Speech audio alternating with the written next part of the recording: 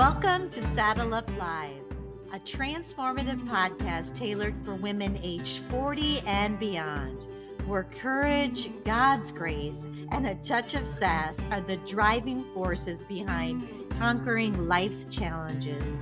Join me, Lesa, as I take you on a captivating ride through the multifaceted aspects of womanhood in this vibrant stage of life, covering everything from my journey through breast cancer, the intricacies of marriage, and the joys of motherhood, to the exciting adventures of grandparenting. Together, we will uncover actionable strategies for personal and professional development, providing you with the tools and inspiration needed to blaze new trails and seize every opportunity that comes your way, no matter what your age or stage.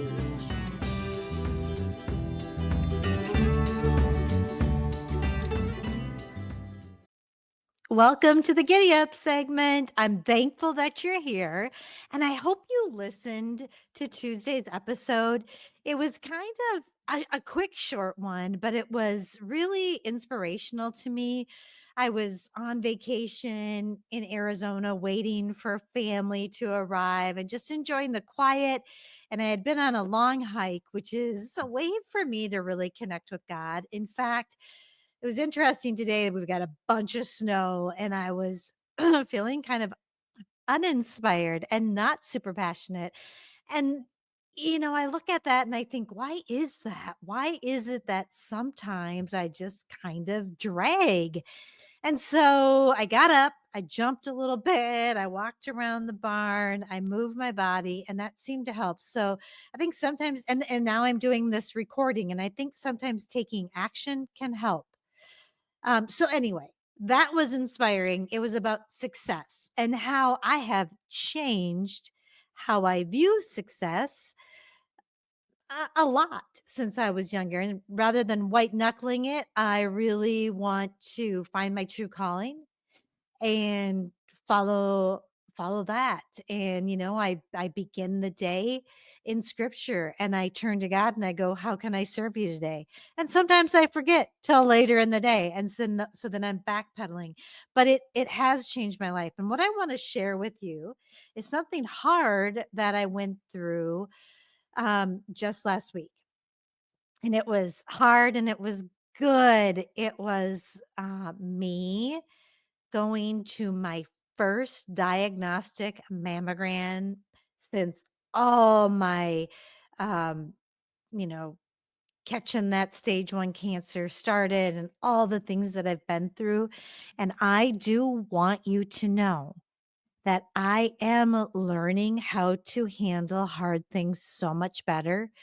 And that's what I want to share with you, because 1 year ago, if I would have had to have gone in for a diagnostic mammogram after going through all the things that I've gone through, you probably would have had to sedate me. This year, I was able to, with the help of surrendering my life to God, I was able to kind of get a handle on my mind and watch it and keep things clear. And so I was a little nervous, but I was not as nervous as I normally would have been, which, it makes sense. It's kind of scary. But and I cried a little when it was good, and it felt good, but it wasn't obnoxious. It was kind of like when I drove in to have my surgery, I was so terrified, but there was a supernatural peace. People talk about this when they surrender to God. And I had that again driving in to get this test. And I told my husband, I don't want you to come with me. I can do this alone because I'm going to have to keep going in for these, every year for the rest of my life, just like we all have done up until this happened. And I didn't want to go, and I wasn't happy. It was hard, but there was a peace there. So it's so hard to describe, but that's what I call that supernatural peace. And the only reason I believe I got that was because of what I went through. So, listeners, don't be afraid to go through hard things. We all do. And I don't want you to suffer, but there is a certain amount of difficulties that we're going to go through. I want to help you so that you can handle the difficulties. And so that's why I'm writing my book. That's why I'm doing some new courses on mindset. I'm still doing mediations because I feel so drawn to serving, and I feel so strongly that that is a gift that I have. So that is probably, well, for right now, always going to be a part of what I do, mediations and, um, either helping people take one last ditch effort to save their marriage, or amicably divorcing if that's the path that they choose to take. So, but in addition to that, I want to have some courses and this book that are going to help you get through something hard. And I mean, here in a nutshell is what it is. And I've talked about this in past podcasts. You can go back and listen. I talk about mindset a lot. It's huge. It's big. It is the number one step besides surrendering to God that I took to get my mind right. And I learned how to do it through coaching, and then started self-coaching so that I could really do it every day and get better. And I don't do it every day. I try to remember, but sometimes I get lost.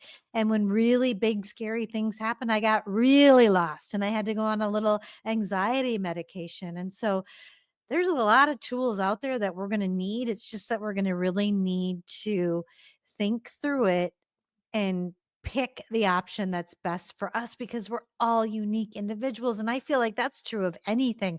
That's true of any medication or any plan or diet, anything that you're doing, you are unique. So it's up to you to figure out what works best for you, and what might work best for some may not work best for you. For example, I do believe in intermittent fasting, but that only means that I stop eating at dinner and I maybe don't pick up eating until about 10:30 or 11 the next day. What doesn't work for Lesa is to do long fasts. It raises my cortisol. I get chubby. I gain weight. So it's just interesting. But for some people, it works. So I'd love to be able to tell you exactly what to do. I can share the tools that I know of that you can start testing out. And so I say I start the day with God. I kind of surrender that. And then I do that mindset work, and you can go back, because these are just little short segments. You can go back and listen to that mindset podcast about how to get your mind right. Another thing that I did was the JJ Flazane's Core Wounds course. That is how I started really understanding what was going on in my head. And then I've been doing neuro-linguistic programming, which I haven't even dived into or dove into yet, but I will. That is kind of rewiring your brain to change your beliefs, because even though we all know we should think a certain way, and we know it's sometimes silly or not serving us, it's really hard to change those neural pathways. So that has been a huge piece. And that's the first step for me to changing my life and to changing how I felt walking in to that diagnostic mammogram. And so all is good. They tell me I'm cured, which is awesome. And I'm so thankful. So if you're going through something hard, go listen to that mindset, start digging, and take care of yourself, because in order to serve this world and to use the gifts that God has given you, you got to give yourself rest and care and love. So you take good care. Thanks so much for being here.